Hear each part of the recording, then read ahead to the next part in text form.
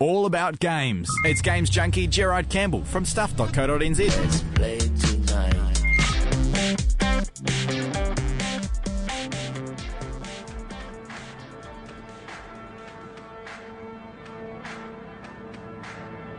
This is more than point A to point B.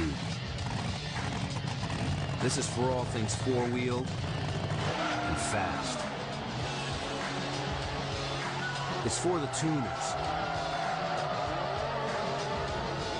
racers,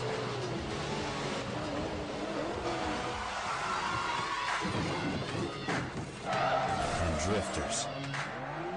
Yes, indeed. It's everything about being on four wheels. It is Forza Motorsport 3. Gerard Campbell, our game junkie at stuff.co.nz, is here to tell us all about it. Game Junkie NZ on Twitter as well. Hello to you, Gerard.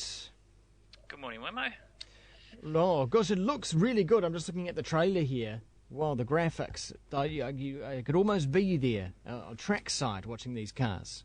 Yeah, I mean, these car games seem to be getting visually better and better, as they've sort of improved over the years. And I think,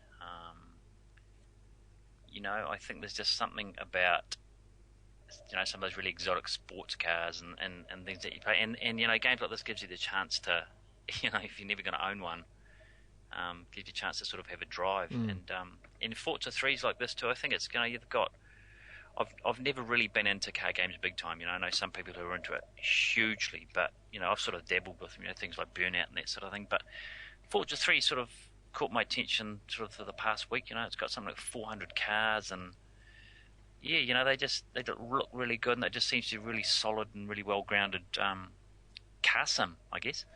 Now, tell me, is it true that you've gone and played this on the biggest screen in the whole entire world?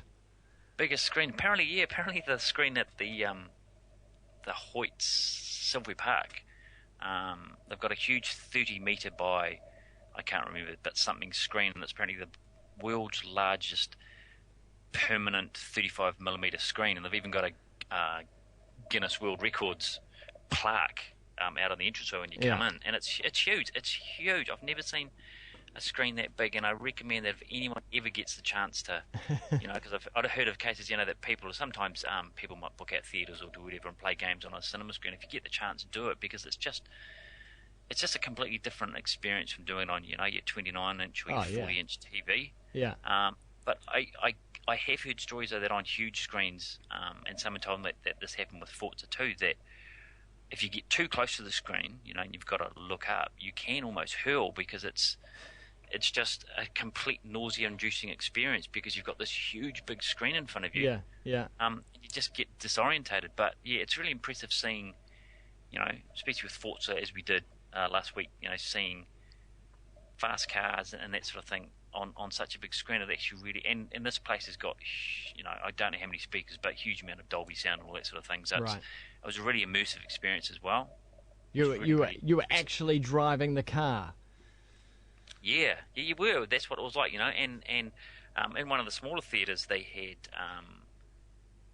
some of these simulators set up. So it's like the full cockpit, where you sit in it, and you had the bucket seat and the steering wheel and the pedals, and they had sort of surround sound speakers on this thing, and you had a TV. So that was even adding more to the experience, because here you were, it's like the ultimate Motorhead's setup at home, isn't it? Having this sort of car cockpit set up in the lounge. So it was a really fun experience, and I think that I've come to the conclusion that for car racing games, I think if you really want to get into it, you do want to get a steering wheel and a set of pedals, because it's just going to add just a wee bit more immersion, than it is trying to drive with a controller. Yeah, I've found controllers just really cumbersome. That because when you're driving at such speed and you've got these corners, sometimes it's only the subtle movements you want, right?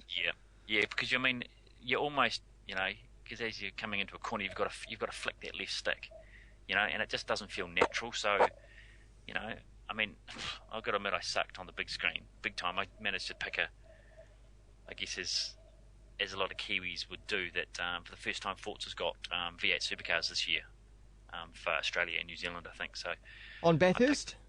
I think. I'm not sure. I didn't see all the tracks, but I'm not sure whether Bathurst is there. But But I mean, and with games like this, it's a really highly technical. So you can either purists of it will play with all the assists off, so they won't have, they'll break themselves or change gears themselves. They won't have in the games they have that racing line. Sometimes you can superimpose on the screen so it shows you the correct line to take. Yeah. They'll turn all that off, so they'll do it pure. They'll change with gears. Well, I mean, I'm one of these people that I suck at changing gears and generally suck at car games. So I'll everything turned on. Everything turned on. You can all the bells and whistles. But unfortunately, I chose a Holden V8 on a really tight American circuit, and the traction control was off. Yeah, he's spinning out. Slipped and slided and span, and it was shocking. But a nice feature that Forza 3 has got, and some people might say that it's a bit cheating, but it's got a rewind mode, which means that if you screw up a corner or a maneuver, you can actually press a button and it'll rewind the play, back 10 seconds or 15 seconds, how many times you want, and then you replay that section. So I think that's really good because, if you've come to the end of a race, you don't want to lose it on the last corner. So I think it's just a nice feature that and face it, when I've played racing games before, if you've tended to suck and you've crashed, you've tended to hit the restart race anyway. Yeah. So in effect, this is really simplifying that process for you, and I think it's making it, you probably won't get as frustrated, I think, if you're tending to suck. Now, there's something that and I could be alone in this, generally I am. It's something I appreciate with a racing game, a really good one, is crash physics and and so when a car hits the side, I want it realistically hitting the side, like you would see it hitting the side in an actual race on television. Yep. I want to see the thing crumple, and if it can't drive again. And if you smash into someone, I want to see the thing exactly as it would happen, not the slight little dent and then you can carry on again. Am I alone in that? No, I mean, I think for a while, with a lot of car games that a lot of manufacturers were a bit cautious about, having their precious cars dented and banged and crunched and even in a whatever. Digital sense. Yeah, I think so. Yeah, I think they were. I think they seemed to be that anal about it, that it was, here's our, Shelby or Lamborghini or whatever. We don't want to see that because, of course, nobody crashes these cars. But I think as time has gone on, there seems to be more a shift to you being able to damage vehicles. And now apparently Forza 3 has got, when I went to E3, as you know, in June, and we spoke to the producer of the lead guy, then he said that they've got full damage modelling apparently. And I've got to say, I can't say whether it's realistic or not, but I know that on one of the races that I did over the weekend, driving through the stretch of New York, there were some corners that had some really tight chicanes in it, and it had sort of tight barriers either side, and I hit those several times, and it seemed to be pretty crunching, pretty solid. But whether you can actually flip a car, I don't know. I haven't managed to do one yet. Yeah. I've certainly managed to lose bumpers and off my Ford Focus and that sort of thing. And then as you come back around the track, there's your bumper lying on the corner. So right.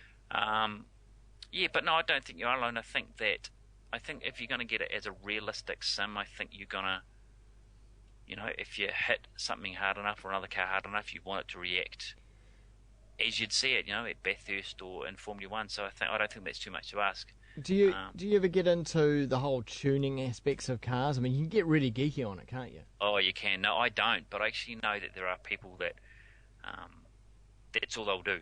They'll tune the car within the nth degree. They'll do everything. And I also know that there's a really big painting scene for Forza. Yeah.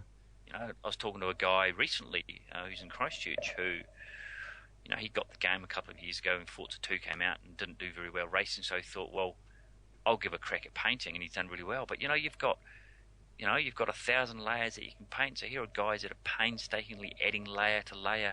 So, I think that people aren't going to buy it just for the racing. They're going to buy it for the tuning aspects. And I've heard cases that people will do collaborations. One person will paint the car, one person will tune it, someone else will race it for something. So there seems to be a really strong community that's built around this aspect. But it's certainly something that I don't know whether I'd get into. But, no.